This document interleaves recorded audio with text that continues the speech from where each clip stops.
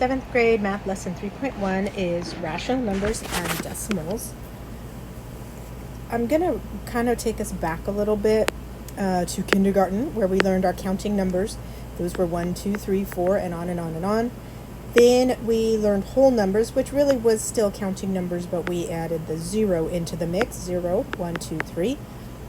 At 6th grade, we started talking about integers.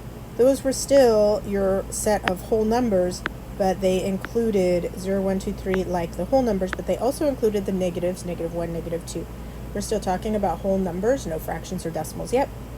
And now we're going into that rational numbers section. Well, you went into it last year too. For the rational numbers section, we're doing a quick review. These are the in-betweens, in between the whole numbers. You guys know these by money. You use, if it's a little more than $1 but doesn't cost $2, it's $1 and change. The change is your fractions or decimals. So rational numbers include all of the whole numbers still. That should be a negative there. But they also include the in-betweens, all of the in-betweens that fall in between there. -1.25, which also is -1 1/4, +1/4, which is also 0.25. And so this lesson is just talking to us about the fact that these are called rational numbers. Rational numbers include all the whole numbers and in-betweens. Integers fall under rational numbers, but they won't include the in-betweens. Whole numbers fall under rational numbers, but they won't include the in-betweens, nor will they include the negatives. So that's kind of how the breakdown of rational numbers goes. And so a rational number is considered rational if it can be written as a ratio of, as a fraction. So A over B as a ratio, A compared to B as a fraction, as long as neither A nor B is equal to 0. So any fraction, like 4/7 would be considered a rational number. If it can be written as a fraction, it's a rational number.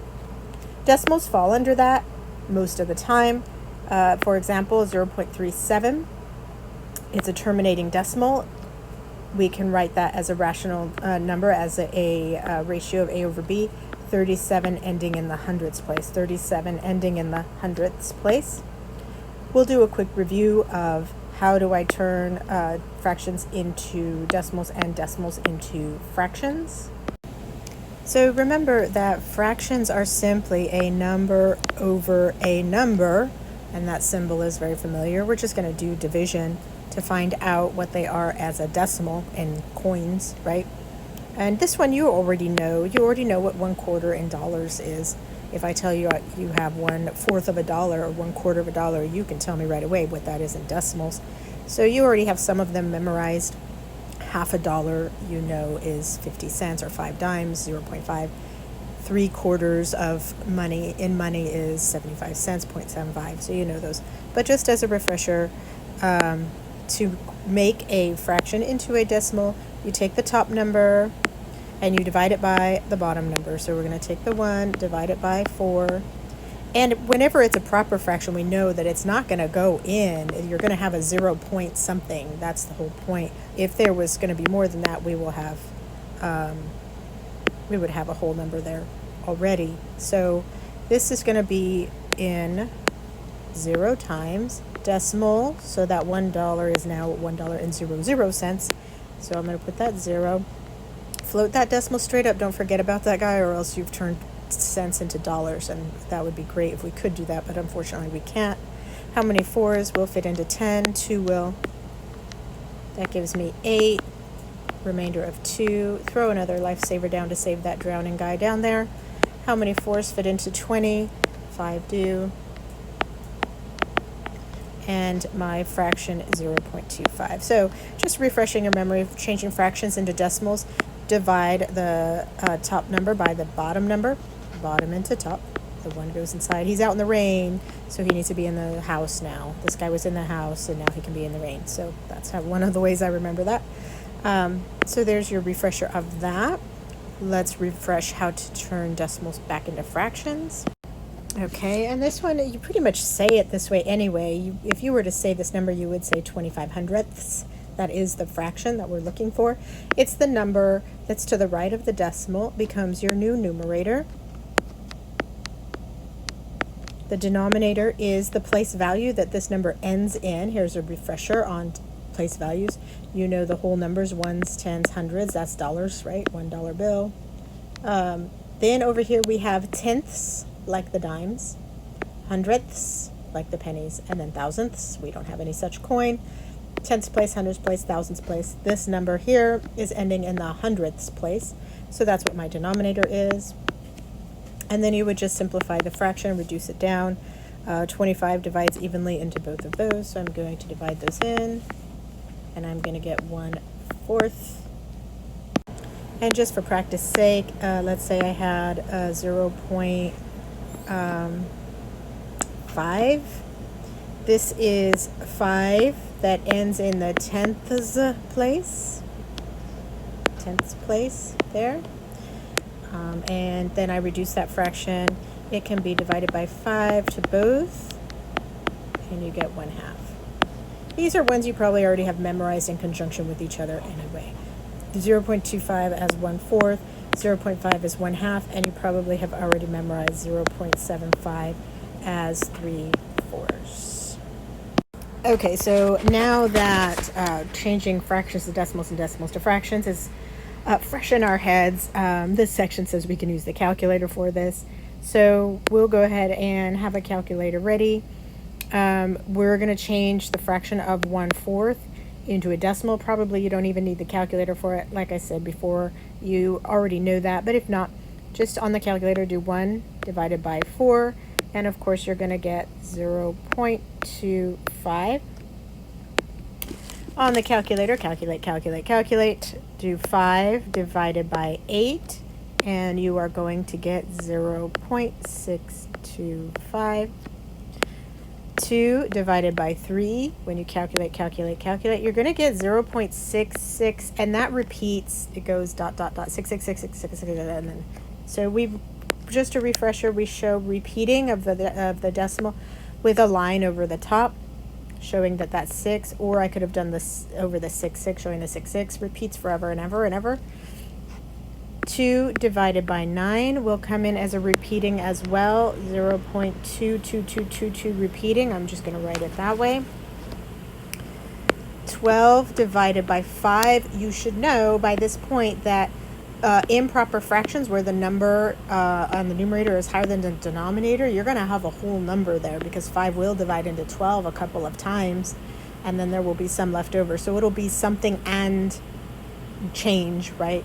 So calculate 12 divided by 5. You're going to get 2.4, $2 and 4 dimes, 40 cents. Okay, and then this one, the calculator won't do for us. 0.2, that is 2 in the tenths place. Reduce that down, you'll end up with 1/5. This one is 0.875. You're going to do 875 in the thousandths place, 10 thousandths place. Reduce that down a bunch of times, and you would end up with 7/8, all of which can be written as fractions. So what they really wanted you to know here, as you kind of look through their questions, you're seeing decimals that terminate, that they end, and there's no other numbers beyond it. Or if they did continue, they repeated in some sort of a pattern. In this case, 666 repeating. In this case, 0.2222 repeating. Sometimes you'll get repeaters that are like 0.256, 256, 256, or something like that. So if it is a decimal that ends, terminates, and doesn't continue going, or if it does continue, it goes in a pattern, it can be written as a fraction. So that's really what they want you to notice, is terminating decimal, repeating decimals. Those are rational numbers. Next year we'll talk more about irrational numbers, but for now, just recognizing that is what they wanted you to see. And so then they gave us a couple of practice ones where we write each rational number as a decimal. So quick reminder that a negative divided by a positive is going to be a negative answer. So I know that whatever my answer is going to be, well, I know it's going to be negative no matter what, because this is a negative 5/16, so it's a negative whatever that represents as a decimal. So I just go ahead and do 5 divided by 16. Of course, it doesn't go We give a decimal and a lifesaver. 16 into 50 goes, I don't know, maybe 3 times. I would go to my math lab and experiment with 3. That's 18, 348, yeah, 3 times. With a 2 left over, throw a lifesaver down at that drowning 2. 16 fits into 20 once. 4 will be left over. 16 into 40, I know it's not 3 times, so it must be 2 times. And normally this is where I would tell you guys to stop dividing, but for the purposes of this lesson, you want to see that it terminates. So 16 goes into 80. I think it's 5 times. It is. And there it is, it terminates. And then of course, that's a negative, so your answer, negative. So that's just the review that they have you practicing on that page 62, where they're talking about that. And then page 63 is talking about mixed numbers and how you deal with those. So let's look at that. So here they give the example of Sean riding his bike 6 3/4 miles to the Science Museum. They want us to write 6 3/4 as a decimal. Well, 6 3/4 is 6 whole miles and 3/4 of another. The 3/4 is the only in between we're looking at. The 6 is whole miles, so that stays that way. 6 and then we're just looking at the 3/4. Again, you know what 3/4 is in dollars and cents, so you probably already know the decimal that's going there, but in case, just for practice, let's go ahead and work it out. That is 3 divided by 4, 3 divided by 4. And 4 obviously does not go into 3. Give it a decimal, float that decimal. 4 into 30 goes in 7 times because 7 times 4 is 28. I get 2 left over, throw a lifesaver down to save it. 4 fits into 25 times with none left over.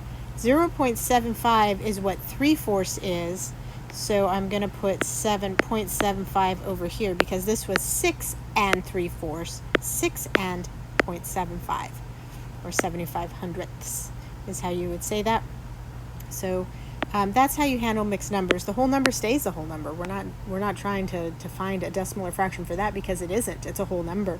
It's just a decimal and fraction that you manipulate around. So keywords to keep an eye out for: terminating is a decimal that ends. It doesn't keep going on and on forever. 0.25 ends at 0.25. It doesn't go 2, 5, 6, 7, 3, 2, 1, ... It would have a ... if it kept on. Repeating decimals are ones that you'll see it repeating. So you'll see a repeater line over it. Sometimes they repeat in patterns like 1, 2, 1, 2, 1, 2, and you can just put a line over the 1, 2, stating that that's going to repeat forever and ever and ever and ever. So that's pretty much where you're at with this lesson. If you need any further help, please seek me out.